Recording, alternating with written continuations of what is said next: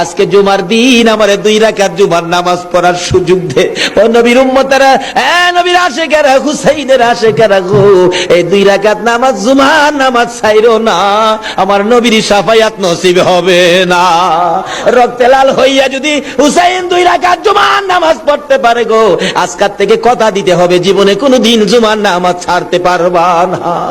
জুমার নামাজ আদায় করতে সময়টুকুন দিলে নামাজ শুরু করে দিলেন, রুকু সিজদার কাজ শেষ করে তাশাহুদে বসে সালাম ফিরানের আগ পর্যন্ত কাছাকাছি বসে বসে এই যে সৈন্যরা নামাজের ভিতরে প্রত্যক্ষদর্শীরা বলেন এক একটা করে তীর মারে হুসাইনের গায়ে। ডান দিক দিয়ে যদি তীরটা মারতো, বাম দিক দিয়ে বেরিয়ে যাইতো, সামনে দিয়া মারলে পিছন দিয়া বেরিয়ে যায়, এই কিসিমের তীর গো নামাজের ভিতরে বাহুতুরটা তীর লাগাইছে।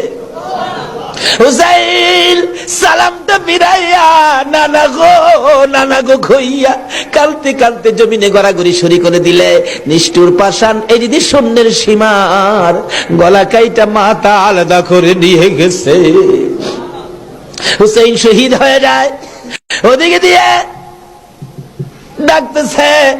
মহরমের 10 তারিখ সন্ধ্যা যখন হয়ে গেল, উম্মে সালমা বলেন